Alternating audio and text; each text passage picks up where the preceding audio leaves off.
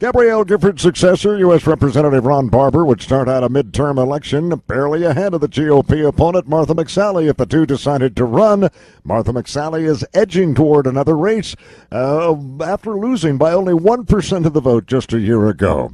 Let's catch up with Lieutenant Colonel retired Martha McSally. And Martha, welcome to the show. How you doing? Hey, John, I'm doing good. Hey, I'm actually a retired colonel. I don't know why people keep making that mistake. I worked hard for that last rank, I guess. So. Wait a minute. You're not a lieutenant colonel? No, I retired as a full colonel. Martha, that's my fault. I grabbed that from another story. It must have been old. Apologize. Hey, it's all good. Well, it's all good. By the way, Democrats had hoped that you would run for the United States Senate or for Congress. Not for Congress, but for governor. Not necessarily in Arizona, of course. But they wanted you to run, in some other state, perhaps. But let's talk about this thought process you're involved in right now of making another bid for the congressional race. Where are you in that process? Well, John, it's amazing, the amazing support that I've gotten since even right after the election was called. It hasn't stopped. I mean, there's been a groundswell of support. It's been incredibly encouraging. And so, as I've been taking a look at it and looking at where I can best serve and make a difference, I had to make an assessment over, are people looking for a fresh face since we came so close? Or would they want someone like me to serve and represent them still, even though we lost by 0.84%?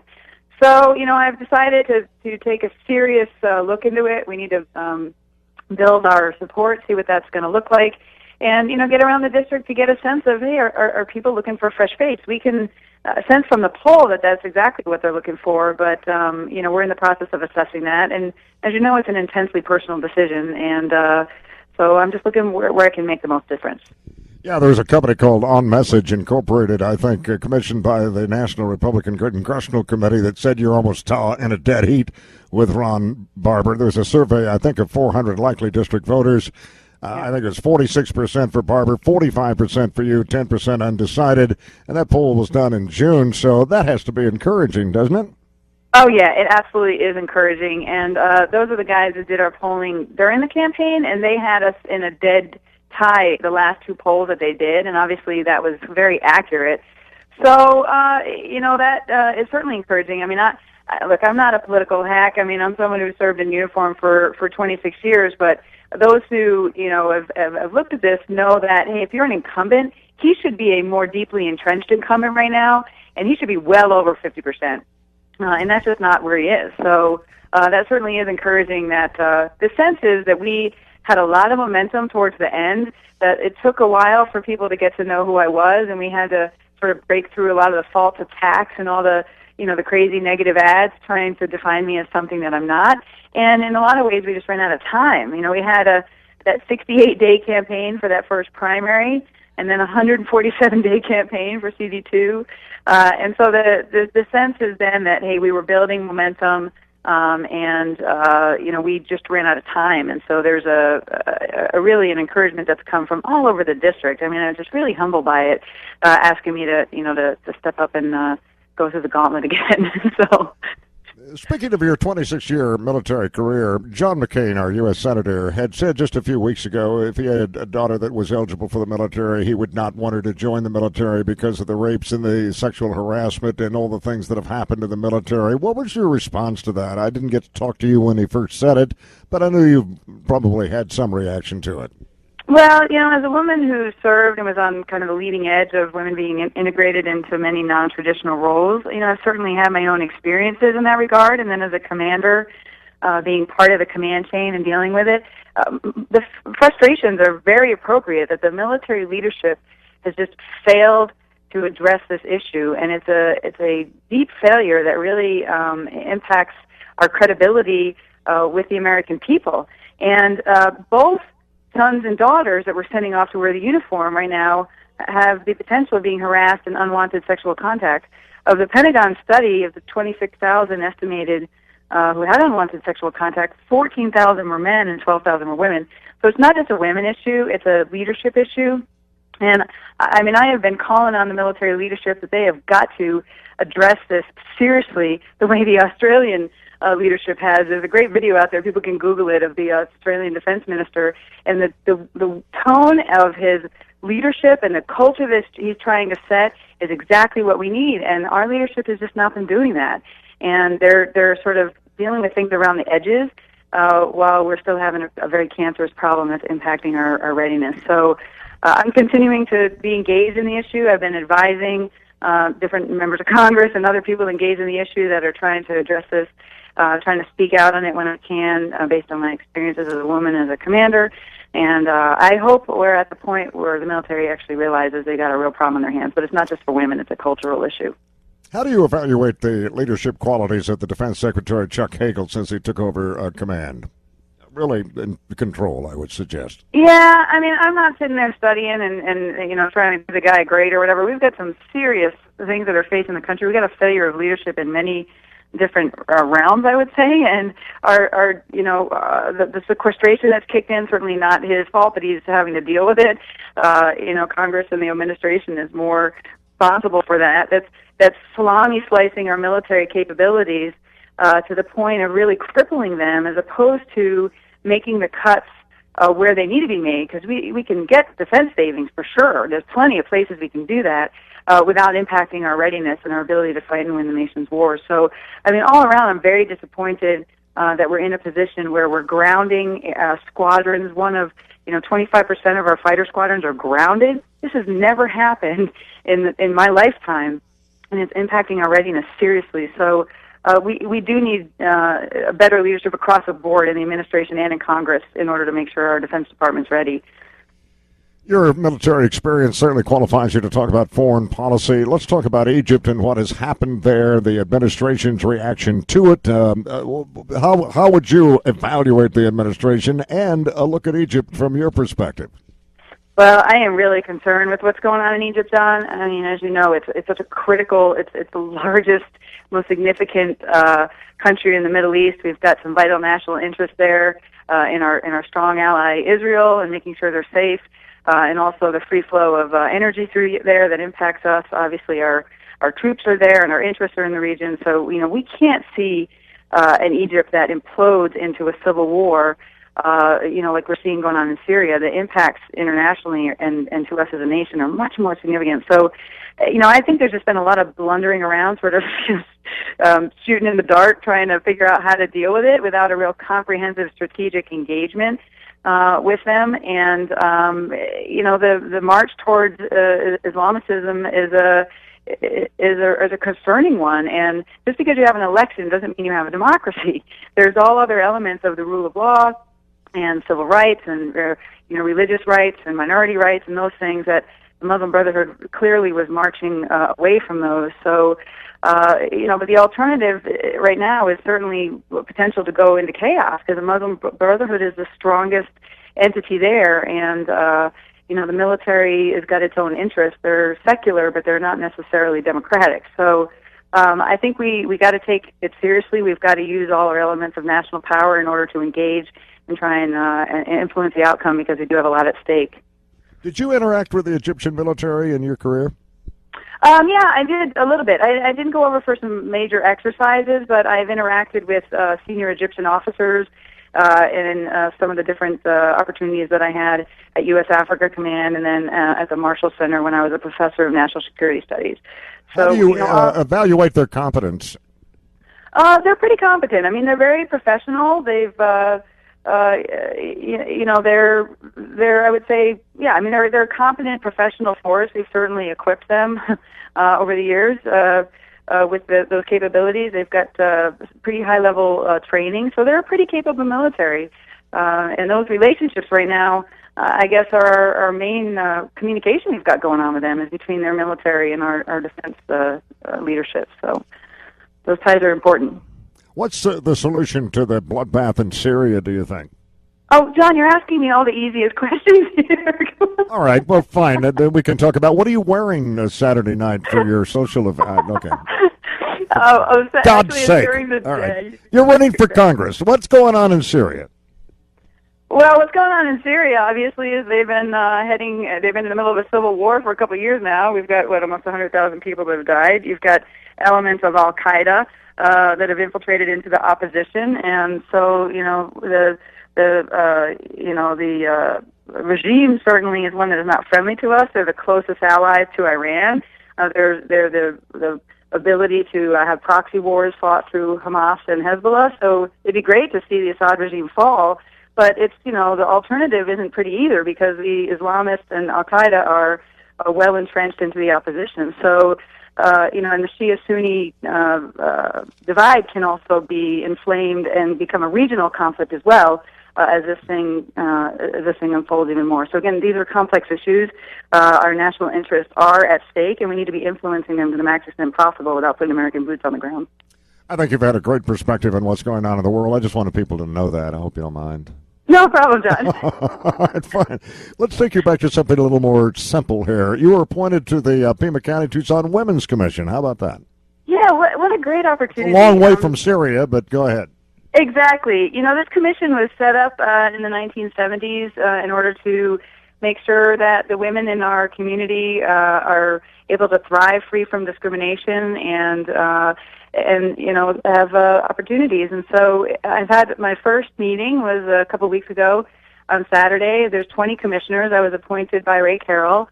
And, I'm working with a number of women in the community that are very committed with a lot of different backgrounds and ideas to help women in our community make sure that they have the tools that they need to not be abused or discriminated against. Unfortunately, there's been no funding. The funding's been cut. So it's a matter of we're all volunteers, there's no staff, and the efforts and the initiatives that we do as a commission are all based on what we put in as volunteers, what we can get others, fired up to help us, or any fundraising we can do to help some of those things. So after one meeting, I'm excited to be a part of the team. I've signed up to be a part of some of the efforts that I have a passion about, which is helping encourage young women and girls to become leaders and to get into non-traditional roles, help with their leadership development. I also have a passion for dealing with human trafficking, and so I'm involved in stepping up to help some of the efforts there, because that's happening in our community, and the awareness definitely needs to go up. So, yeah, I'm really excited to be a part of the team to really, again, make a difference in the community, and also show people I'm not they don't believe all the attack ads you heard in the last campaign. I've been fighting for women my whole life through my own experiences, my own challenges, and I do have a passion to make a difference for the women and girls in our community. We're talking with Colonel Martha McSally, retired and candidate for Congress, more than likely, and congressional too. We have a caller, Ellen, that wants to talk with you, and other callers as well. Can you stand by just through a quick break and come back and talk with the people that want to talk with you? Sure, Martha, no problem. Thanks so much for being with us. I appreciate it. Yeah, no problem, Doug. We're talking with Colonel Martha McSally, retired, potential candidate for Congress and congressional too. Martha, I was joking a little bit about going from Egypt, Syria to fashions or what you were wearing, and I was going to go, believe me, I was not getting personal. You're promoting a fashion show in Green Valley, which is where I was going, to benefit Genesis House. So I want you to know I'm legitimate on this, okay? No, I knew what you meant. I mean, I'm glad you clarified it so your listeners did. But yeah, I'm excited this Saturday. I'm supporting a fundraiser for Genesis House, which is a safe haven for women, victims of domestic violence and trafficking. And so we'll be wearing some outfits that are at Daisy's, which is basically a secondhand clothing store there in Green Valley, and all proceeds from Daisy's actually go to the Genesis House as well. All right. So, thank goodness we could clear that up. Exactly. What are you wearing? Let's go to Ellen on our phone lines. Ellen, you're on the John C. Scott Show with Martha McSally. Thanks for your call, Ellen. Thank you. Thank you for letting me speak. I was wondering what the Colonel thinks about abortion, because I believe you said at one point that it was not something that Congress gets involved with. And yet recently the House passed restrictions on abortion. And I wanted to know, what would you have supported it, and how do you feel about exceptions for incest or rape? And I'll take your answer offline. Thank you. Okay, thanks. Yeah, there's been a number of distortions by my opponents in the last campaign on this, and so I am pro-life with 3 exceptions for rape, incest, and life of the mother. And I do believe this is primarily a state issue, although you're right. Congress wanted to get involved just recently. Really what it comes down to is federal funding, in my view, and so I wouldn't support federal funding, but I do believe that, those exceptions are important, and I do believe we need to focus on the country that these children are born into, and to be addressing the things that primarily the House of Representatives is asked to do. So thanks for giving me the opportunity to clear that up. Ellen, thanks a lot. That's one thing you learned in that first campaign, then the second campaign, and I think probably subsequent campaigns forever, as long as you're in the political arena of trying to clarify what you said and what you didn't say. But let me ask you about this campaign. Evaluate the last effort. You came so close. And what did you learn from that? You had to have, some kind of great learning experience because it was your first time out just in that one incredible double elections toward that congressional seat and then narrowly losing. So, but tell me what the lessons were, if you will. Well, yeah, I learned a lot, Don, and I'm really grateful for the opportunity. And people can be very cynical after experiencing the dynamics of politics, but on the bright side, I got to meet so many people in the community that under other circumstances I wouldn't meet, and really just trying to hear from them as to what frustrates them and why they want something different in Washington, D.C., and why they're looking for someone with a leader that's got experience and courage and will do the right thing. So I was really inspired by all the incredible people I got to meet and the enthusiasm that went behind my campaign. That was often from people who didn't get involved in politics before. We learned it was a short period of time, so we were, to use a flying phrase, we were building the airplane as we were flying it, so we were having to do a lot of things at the same time. With the early voting, trying to get our message out, I was being attacked pretty hard right as early voting started, so it's challenging wanting to counter the attacks, but then also not be defined by those attacks, so you're not talking about who you are and what you do bring to the district. And so those things are really challenging, especially when you're seeing these false things that are being said about you. I learned that you need a great team of people that's a combination of grassroots hard workers, but you also need to encourage people to invest in you. You could be the best candidate, and you could have the right qualities and everything that people need, but in order to get out to 300,000 voters, you've got to raise the funds to get your message out on TV, radio, social media, and all that. So, I learned that pretty early on, and we were fairly effective as a new candidate. Once I realized, hey, this is part of the mission, and I'm asking people for an investment, not a handout or a donation, I just looked at it like, hey, this is a team sport, and I'm stepping up to be the quarterback. I'll go out there, I'll take the hard hits, but I really need the offensive line, the defensive team, the kickers. We got to do this together. It's not about me, it's about us. And that's part of the evaluation process for him right now. Washington still has a real leadership problem. People are coming to me, encouraging me to consider stepping up again, but I still am looking to see how's the team. Is the team ready to go fight for that together? And make that kind of assessment. So we definitely would do some good debriefing at the tactical level, but I'm so grateful for the opportunity and the experience that I had in the last time. Yeah, I refer you to Kipling. If you can keep your head when all about your losing theirs and blaming it on you and then all the rest of it, I think that's probably what, something that every politician's going to have to, at least go back to 1,000 times, because it always seems like, not only trying to define yourself, but define the reason you're running is really, difficult when other people are trying to define it for you. And, so. And especially when you're new on the scene. They explained to me that after you get attacked a bunch of times, then people become numb to it. But when you're new on the scene, sometimes it sticks early when people don't get to know you well yet. So we've got a little more time for people to really get to know the substance of who I am and my background and the fire in my belly that I have to do the right thing, and that I've in the past been willing to put everything on the line for that, my life, my career, and I take that all seriously. So that's the reason I stepped up to run, and that's the reason I'm considering doing it again. And I really look at it, even though we lost, we did lose. It's a winner-takes-all kind of environment, but we really outperformed what everybody expected. So in many ways, we were incredibly successful. And so we do have to look at what did we do right, to be able to generate such support in difficult circumstances, and we got to make sure we continue to do that. Well, and it's about money too. I noticed that Barber's raised about $293,000 in the second quarter. He's going to report having about $550,000 cash on hand.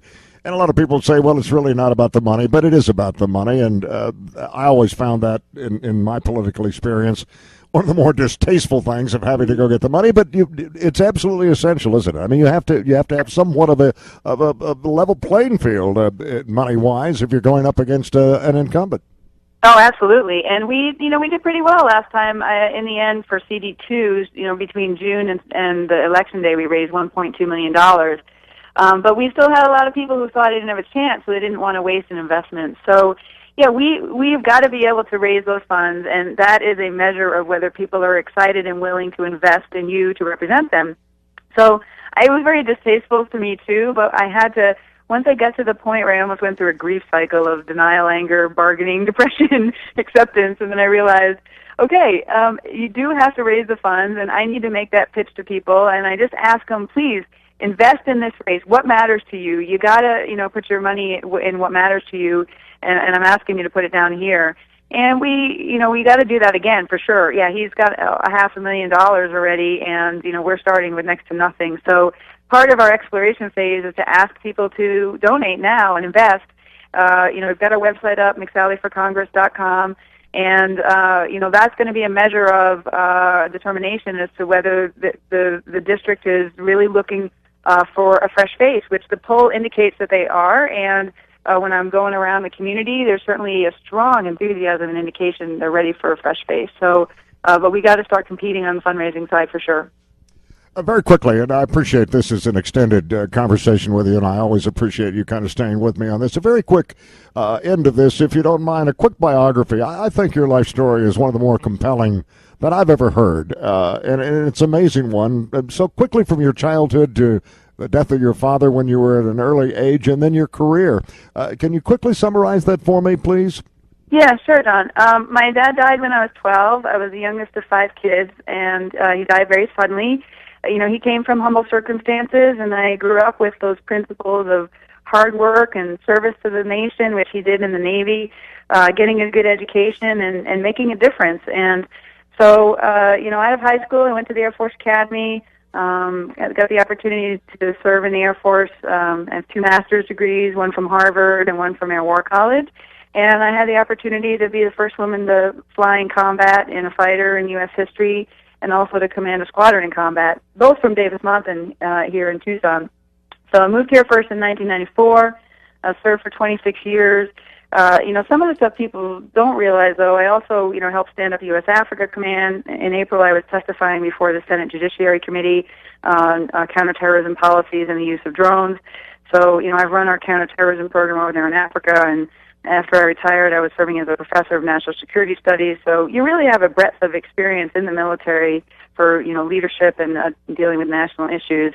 And I did serve as a legislative fellow for Senator John Kyle when I was a major as one of my career broadening opportunities. So, I've had a lot of breadth and a lot of opportunities, and ultimately, I got a fire in my belly to fix things that are broken and to make a difference. I'm most known for when I sued Donald Rumsfeld over making our servicewomen wear burqas in Saudi Arabia, and put my career on the line and filed McSally versus Rumsfeld. But ultimately, we prevailed and got the legislation passed through Congress. So this is just an extension of the service I've already done, just out of uniform is how I viewed stepping up last year to run and possibly doing it again. Martha, thanks for being with us. It's always good to talk with you. I appreciate the extended interview, and I thank you for it. And I hope we can talk often as you make up your mind about this run for Congress. Thanks, Don. I really appreciate it, and we'll keep you posted for sure, and we'll be talking soon. All right, thank you. I appreciate you being on the show, Colonel Martha McSally, retired. Possible candidate for Congress.